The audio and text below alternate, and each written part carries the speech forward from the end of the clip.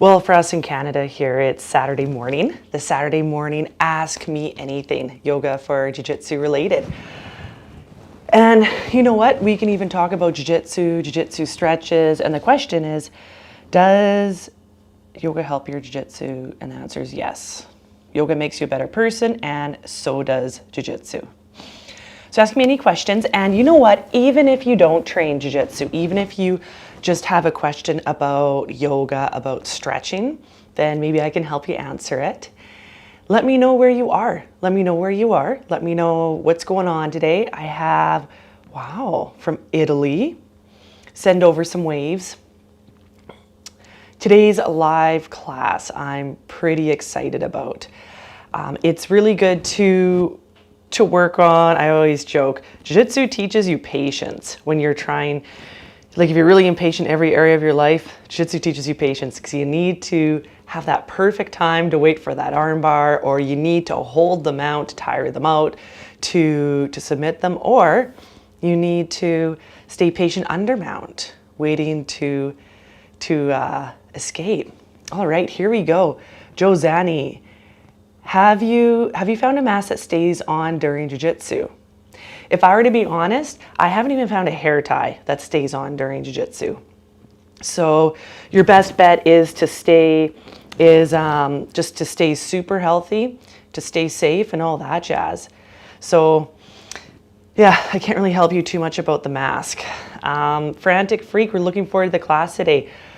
Today's class is awesome. It's a really slow class, and to be honest, I used to hate that. I used to be like, I just want fast classes and to be fit and strong, stronger than I've ever been. But now, in my old age, in my old jiu-jitsu and yoga age of maturity, I've actually found that I really, really enjoy the slow classes because it depends when you're doing it. There's, oh, hello from France. What time is it in France? Because there's different purposes to the different yogas. We have the yoga flows, which are nice to get everything moving if you want more of a workout, but today is slow. So today we will hold each pose for 3 to 5 minutes, and the focus feels so good, is the twisting, holding the twist, breathing in the twist, and stretching the outside of the legs, the outside of the quads and the twist, because they take a lot of stress. So usually not too strong, like it's not a lot that we do, you know, the 80s leg raises. So they take a lot of stress, the outside of the legs. And we need to like take care of it and stretch them. So today will be really slow. We have, you know what? We have like 4 poses today, and we're using time. We're using time. 3 a.m. in Sydney, Australia, perfect way to end the night. You know what? Like my Saturday live streams are perfect for you. Yeah, it's a great way to end the night, and also to bring down the nervous system, because we allow us to focus on the breathing. It can get so crazy and so busy and so much stimulation, and I find even through our world is electronics. Like that's our world now. We work on the computer, we work on our phones, we're on our phones. We go from working from home, the computer, to the TV. Even if you work outside or whatever, it's usually like, okay, I might be in front of the computer at night or in front of my phone at night. So the yoga, the stretching, especially my class today, is really nice just to transition, getting off the screens and just to breathe and relax. And it's perfect. Believe it or not, it's a perfect class if you're really tired. If you're really tired and you woke up, if you're really tired and you're getting ready to go to bed, like my friend from Australia on here. So yeah, it'll be awesome. Send me some questions, you guys. Send me some questions and I will answer. Maybe truthfully, maybe not. That'll be up to you to know if it's the truth or not. And we have... What time have we got? Oh yeah, we have a couple more minutes. And I was always wondering, I'm like, why is it's so interesting how holding the poses are so effective. And actually, you know what's crazy is I bet a lot of us are sitting down right now. And by a lot of us sitting down right now, this is a yoga pose. This is a yin yoga pose. My hips are flexed. I'm sitting down. But I'll be honest, a lot of us have probably been in this pose for way too long. So need to do other poses, but it allows the fascia and the muscles to release. And through my training, because I do a lot of training, the kettlebells, where everything's forward. I do the strong first, everything's forward, everything's strong. And same jiu-jitsu, just giving her in jiu-jitsu. So my back tends to get sore. That's our life's battle for some of us in yoga, isn't it? In our jiu-jitsu journey, isn't it? That back. And what we were working on today really helps loosen that up too. So it's the life's mission against the lower back, the sore lower back. Oh, it feels so good after this. And really all you got to do is just sit there. You can fall asleep during the poses. That's okay. I probably will too. And then I'll just let everyone know when it's time to change. 3 to 5 minutes teaches you patience. Seems like a long time, but when you're actually like internally focused and being aware of what's going on in the body, it's actually not that long. At first I was like, 5 minutes is way too long, but it's actually not. And if it is, we got to work on our focus. We got to work on that focus muscle. Send me some questions. What belt are you guys? What belt are you? How long have you been training for? What is your favorite submission? Or maybe, if you're not good at submissions, what's your favorite part of jiu-jitsu? If you're not good at jiu-jitsu, I got nothing for you. I'm just kidding. Send me, so send me what belt you are. I'm always so excited when I see people, they're like, oh, I'm a white belt. I'm like, man, you have some awesome stuff ahead of you. And the blue belt. Does anyone else find that? I found in our academy, it was like the blue belt curse where people sign up and then they always quit at blue. They're like, oh, I got my blue. Blue, bad back, and a heel hook. See, that's beautiful. Look, 3 words. Heel hook, that's savage. They are allowing heel hooks at a blue belt. They're Frantic Freaks, a blue belt. They're allowing heel hooks at the IBJJF Nogi World Pro Class Division, brown and black. So, Chris, you got a bright future ahead, but we just got to fix that bad back. That's why you need to do the session today, and then you'll be set. What belt is everyone else? Black belt, no favorite. Old boy MMA. It's true. No favorite submission at black. Did you find moving to black? It's like, I found that I was like, man, when I'm a black belt, I'm going to know everything. I'm going to be such a champ. And I thought this for about 12 years. And the day I got my black belt, I was like, man, I was actually talking to, we have a podcast coming out, we're talking about it, how the black belt's like a license to learn. It's like you have enough of the foundations of everything, so now you're able to deconstruct things in a more efficient way. So it's like a license to learn. So when I got my black, I'm like, man, I got so much more to learn, but I was just able to learn it in a more efficient way. And so what I'm telling everybody is when you get your black and you think you know everything, it just starts. Let's see. Chris, let's go live. Let's see if this will work for us. Oh, thank you. Yeah, you agree with me, hey? Old boy MMA. Isn't it crazy how life works? And I found that I have, even, they say that even black belts have positions that they really, really, really like. And like submissions from each position, they have like 2 or 3 that they really like. And they kind of build everything off of that.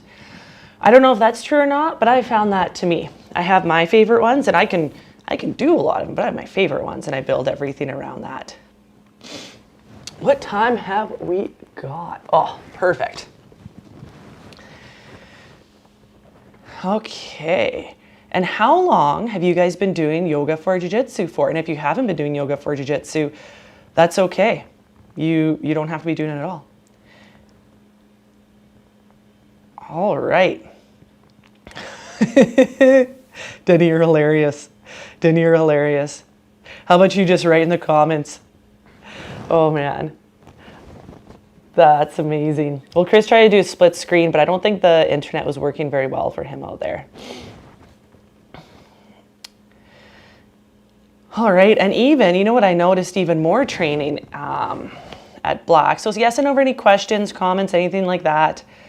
What I found also moving into black is that I have really unbalanced, because there's like some things that I really like working on, and it's particularly some techniques on one side and then other techniques on the other side. So it becomes unbalanced, and even things that are more even, like passing guard, I'll pass guard left and right side, but I'll pass it almost in different ways, both sides. So that takes a lot of the toll on the back and all the muscles around the back and the spine and the lower back. So whether you're unbalanced, doing one thing on one side, one thing on the other, or even on both sides, but doing that in different ways, it's like, so it's so important to balance that out. And that's the cool thing about our yoga and our session today. We are balancing it out. We are passing our own guard evenly on both sides. Old boy MMA, he started yoga a year ago because of back pain. Now seriously, lately, much better. Was it lower back or upper back? I'm so curious. You know, I always thought I was the only one with back pain. Then I realized that no, that's a lot of us. And I think it's just because that poor back takes such a toll, like especially the lower back, like sitting for a lot of the time or standing for long periods, or lower back. Yeah, that's me too. That's common. And even in jiu-jitsu, when you're standing, you're kind of leaning forward even if you shouldn't be. Like it just takes such a beating. And how often do we strengthen the lower back? Like how often do we strengthen that guy? Like we always think of strengthening the front of the body. How often do we strengthen the back? Yeah, more than a year ago, Frantic freak lower back issues as well.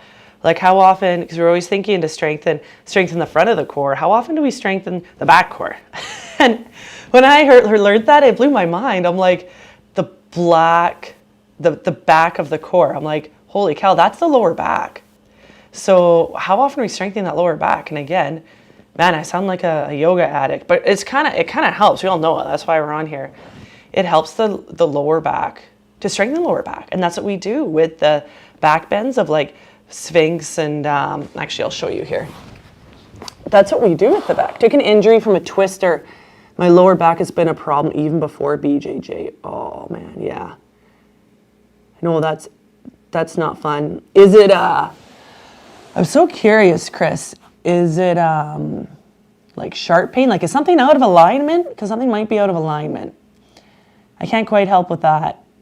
Maybe we can YouTube some home chiropractic remedies. Maybe that could help. So just lower back strengthening. And the other, so this is just a really nice, called Sphinx, because you're a Sphinx, pushing the belly button into the ground. That feels really nice on the lower back. And I actually have a video where we move through some of these. It was a little while back in the spine series.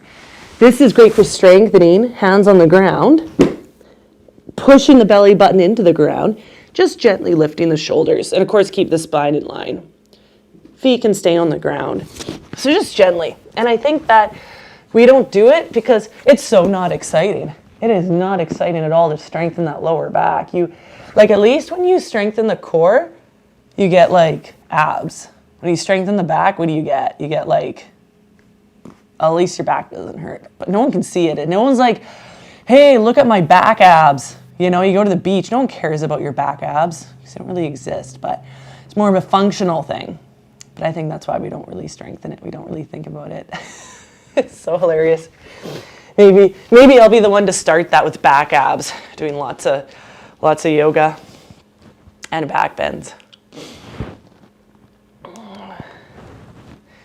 I got PCO, RITE, and plus yoga for BJJ. What is that? I might be the only person in the whole entire world that doesn't know what that is, but hopefully there's one other person in the whole world that doesn't know. And then maybe us two people, they're the only two people in the world that don't know, maybe we can learn. PCO right and plus yoga for BJJ. All right, team.